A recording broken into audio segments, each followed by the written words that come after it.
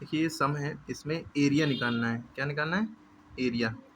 और ये given figures का एरिया निकालना है। Find the area of given figure, मतलब एरिया निकालो गिवन फिगर। ये फिगर कैसा है? ये आपको कैसा दिख रहा है? शेप को क्या कहते हैं? स्क्वायर।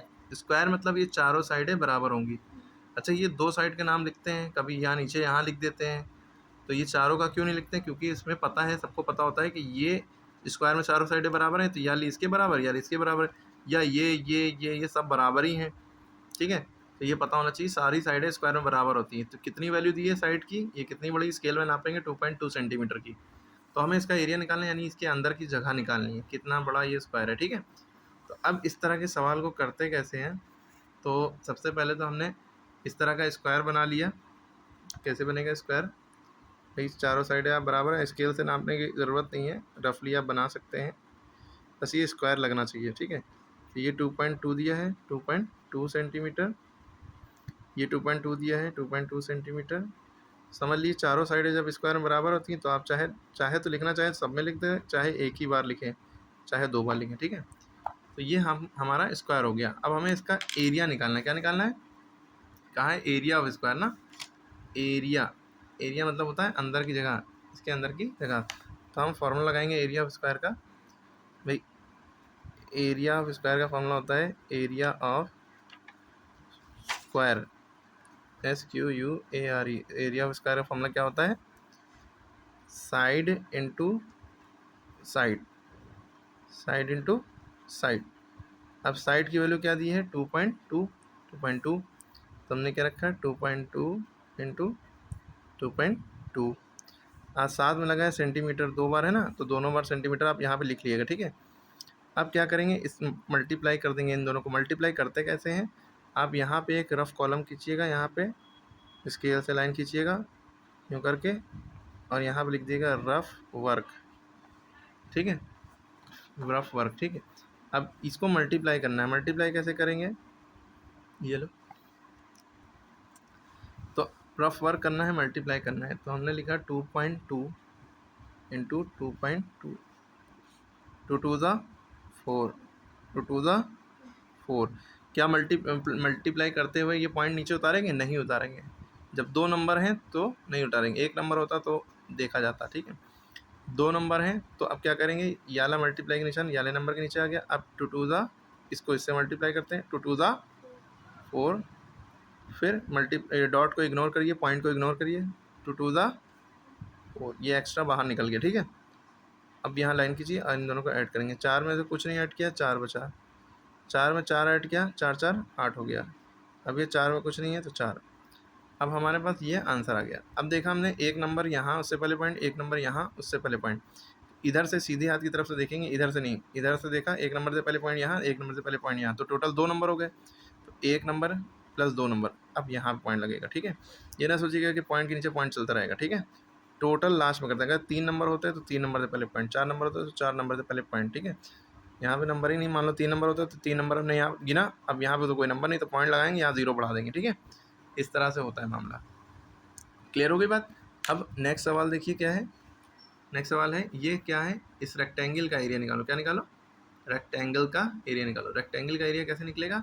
आप ये लेंथ, ये जो होती है लेंथ होती है, ये ब्रेथ होती है, ये लंबाई होती है, ये चौड़ाई होती है।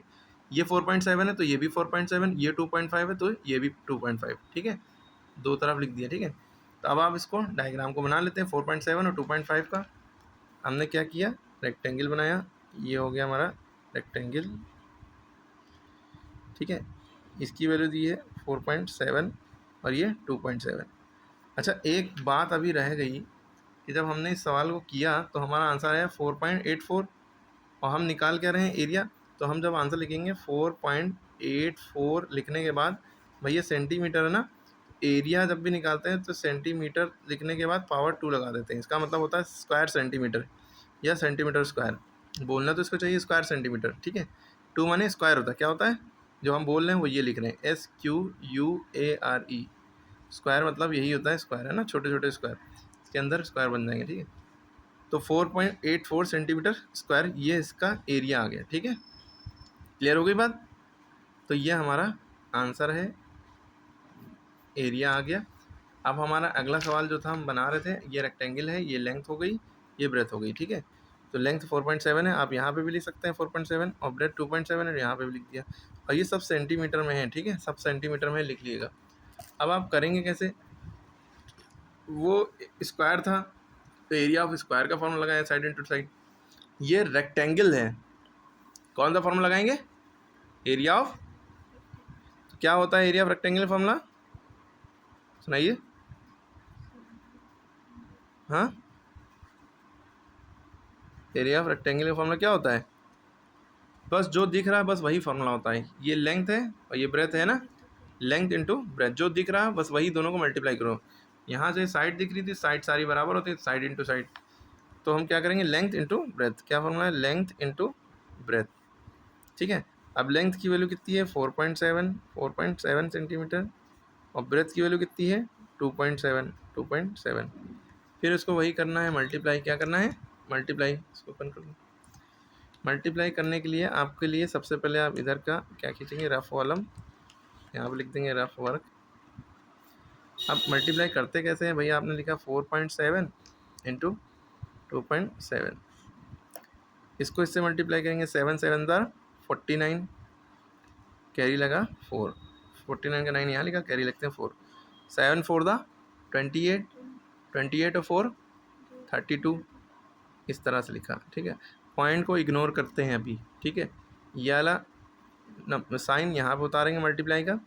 अब 2 7 14, क्योंकि इससे इसको मल्टीप्लाई करेंगे फिर इससे इसको करेंगे, 2 7 14 का 4, कैरी लगा 1, चाहे स्क्वायर को काटिए चाहे ना काटिए, इसके ऊपर लगा दिए। अब इग्नोर करिएगा इसको, ठीक है। 2 4 8, 8 + 1 9, 9 इसके नीचे, नंबर के नीचे नंबर रहना चाहिए, नंबर के नीचे नंबर, नंबर के नीचे नंबर, ठीक है। अब यहाँ पे हम क्या करते हैं, ऐड करते हैं। 9 में कुछ नहीं ऐड किया तो 9 ही बचा, 4 में 2 ऐड किया, या 2 में 4, 6 बचा, 9 में 3 किया, 9 में 3 ऐड किया 12, तो 1269, 1269, तो हमारा क्या आंसर आ गया, 1269, क्या आया, 1269। लेकिन हम पॉइंट कहाँ पे लगाएंगे, एक नंबर से पहले यहाँ पॉइंट, एक नंबर से पहले, टोटल 2 नंबर हो गए, तो 1 2 यहाँ पे हमारा पॉइंट लग गया। लेकिन ख़ास बात यह है कि जब भी हम एरिया निकाल रहे हो, चाहे रेक्टेंगल का, चाहे स्क्वायर का, चाहे कोई भी फिगर हो, सर्कल हो, चाहे कुछ भी हो, उसका एरिया निकाल लें, तो एरिया जब भी निकालते हैं तो क्या हम लगाते हैं, यूनिट जो होती है, जैसे सेंटीमीटर दी है तो सेंटीमीटर लिखने के बाद इसकी पावर 2 लगा देंगे, सेंटीमीटर स्क्वायर या स्क्वायर सेंटीमीटर, ठीक है। ये हमारा आंसर हो गया, क्लियर होगी बात। तो आपको एक समझ में आ गया होगा कि एरिया ऑफ स्क्वायर का कैसे निकलता है और एरिया ऑफ रेक्टेंगल का फॉर्मूला क्या होता है और इसके सवाल कैसे होते हैं। अब सेम चीज़ ये भी वही है, ठीक है। तीसरा सवाल है, अब ये रेक्टेंगल है, ये दूसरा रेक्टेंगल, ये भी तो रेक्टेंगल है भाई। देखिए इसमें ये लंबाई जो होती है, लंबाई हमेशा लेंथ होती है, ये ब्रेथ होगी। जो लंबा दिख रहा है आपको, ये लेंथ हो गई इसकी, ये इसकी ब्रेथ होगी। बस बना दिया ऐसे पोर्ट्रेट फॉर्म में, ये हॉरिजेंटल फॉर्म में है, ठीक है।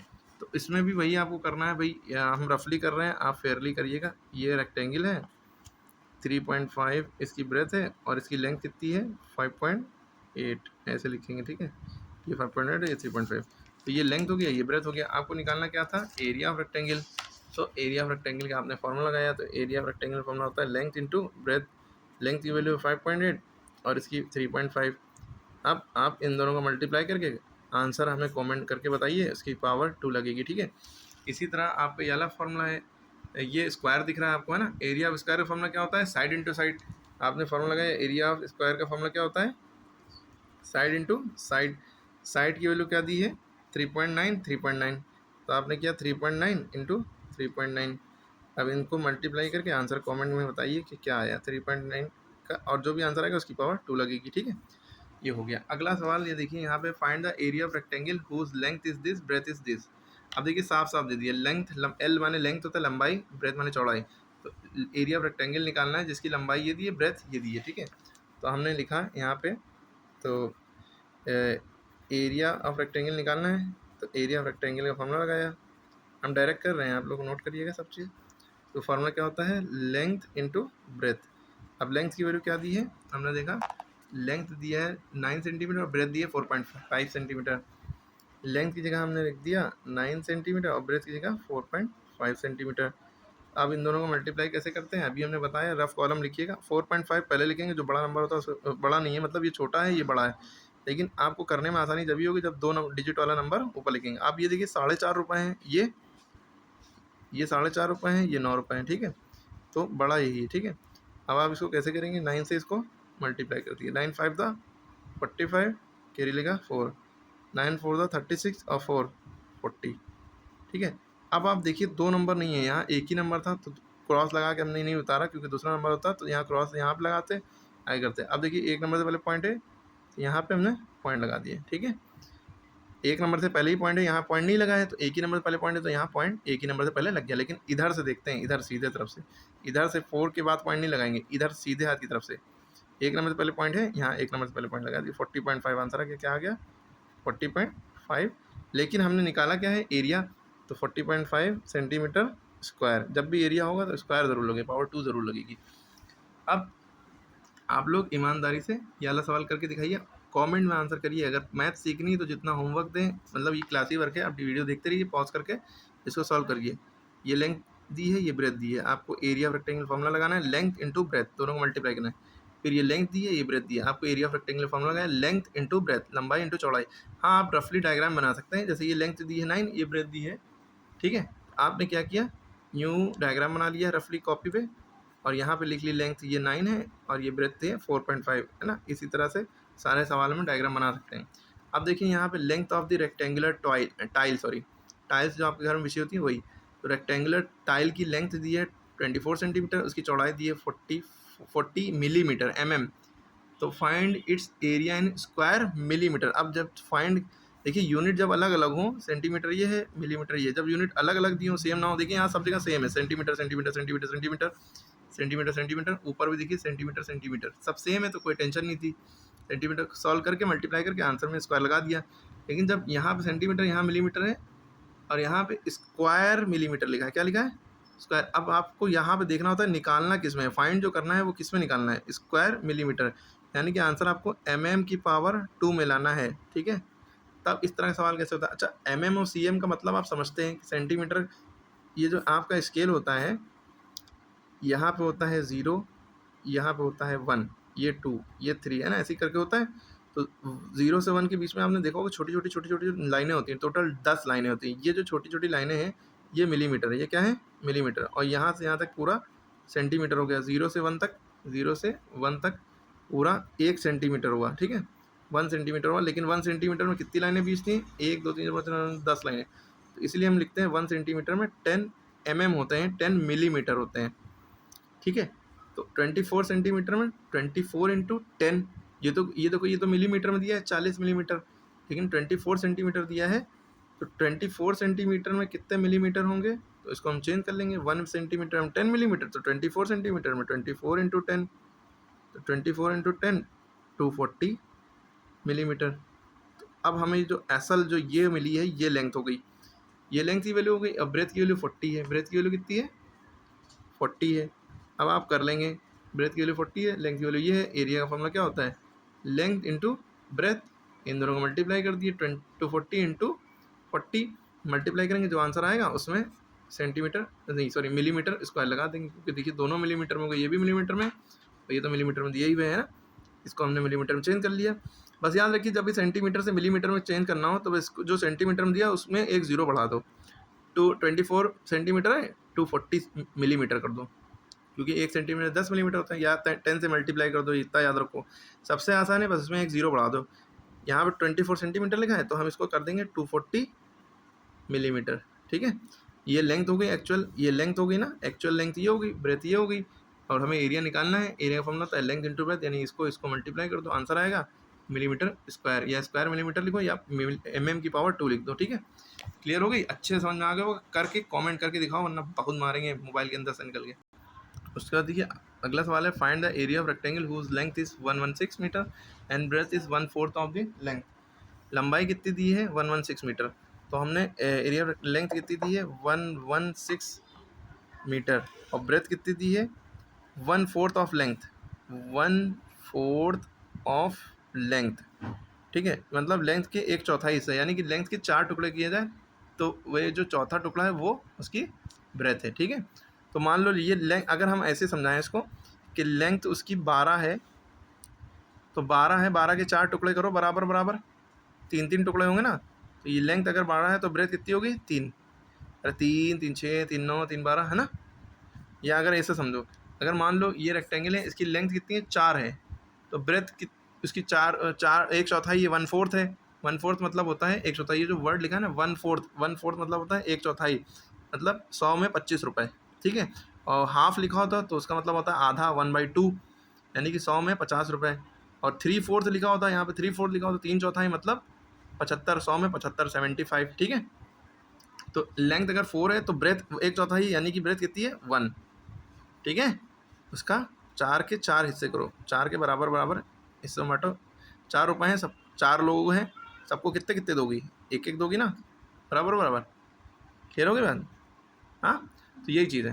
तो यहाँ पे सवाल जो पूछ रहे हैं, find the area of rectangle whose length is 115, breadth is 1/4 of the length. चौड़ाई जो है उसकी लेंथ की, सॉरी एक चौथाई है, तो हमने ऐसे किया। अब इतना बड़ा नंबर है तो आपको मुश्किल होगी, तो 1/4 ऑफ लेंथ लिखने का मतलब है 1/4 ऑफ माने होता है इंटू, और लेंथ की वैल्यू दी है 116। अब इसको सॉल्व कैसे करेंगे, ब्रेथी की बात चल रही है अभी, सवाल बनी तो 116 वन द 116, ठीक है। जब ये 1 से मल्टीप्लाई होगा तो ये 1 मल्टीप्लाई ना, इन दोनों को मल्टीप्लाई किया, ये बचा, नीचे 4 है। अब या तो आपको काटना आना चाहिए, काटना नहीं आता है, इस लाइन का मतलब होता है डिवाइड करो, इस लाइन का मतलब होता है फ्रैक्शन बार या डिवीजन बार या विनक्यूलम भी कह सकते हैं, विनक्यूलम बिगिस्ट ब्रैकेट को कहते हैं, इसको भी कह सकते हैं, ठीक है। तो इसके नीचे जो है वो हमने बाहर उतारा, और जो इस लाइन के ऊपर है वो अंदर निकल दिखते हैं हमेशा, चाहे बड़ा हो ऊपर वाला, चाहे ऊपर वाला छोटा हो, नीचे वाला बाहर रहता है। डिवाइज़र यही बनता है, डिविडेंड यही बनता है, इंजर वाला डिविडेंड होता है। 4 के टेबल में 11 आता है, नहीं आता है, नहीं आता, लेकिन 8 तो आता है। और टू द 8 जब लिखेंगे तो या 11 के नीचे लिखेंगे, ठीक है। 11 में से 1 में से 8 जा नहीं सकता, कैरी लिया, 11 में से 8 गया, 3 बचा, ठीक है। अब ये 6 हमने उतारा। 4 के टेबल में 36 आता है, 4 9 द 36, कट गया 36 में 30 का 0, तो हमारा क्या बचा 29। तो हमारा आंसर आ गया 29 सेंटीमीटर, सॉरी मीटर है ना, 29 मीटर। तो ये हमारी क्या आ गई, ये ब्रेथ आ गई, ये हमारी लेंथ हो गई, ये हमारी ब्रेथ हो गई। लेंथ और ब्रेथ में फ़र्क समझ में आ गया। ये लंबाई है, ये चौड़ाई है। अरे लंबाई इतनी दी थी, उसका एक चौथाई, यानी कि उसके बराबर बराबर 4 टुकड़े करेंगे, 29 29 29 29 जाएंगे, तो एक टुकड़ा 29। अब हमें पता चला है कि ब्रेथ कितनी थी, तो ये सवाल को थोड़ा सा बड़ा है, तो लेंथ पता है, ब्रेथ पता लगी। अब हमें क्या निकालना है, एरिया ऑफ रेक्टेंगल। तो एरिया ऑफ रेक्टेंगल का फॉर्मूला क्या होता है, लेंथ इंटू ब्रेथ। तो लेंथ की वैल्यू तो हमें पता है कितनी है, लेंथ की वैल्यू 116 है, और ब्रेथ की वैल्यू 29 आ गई, 116 इंटू 29।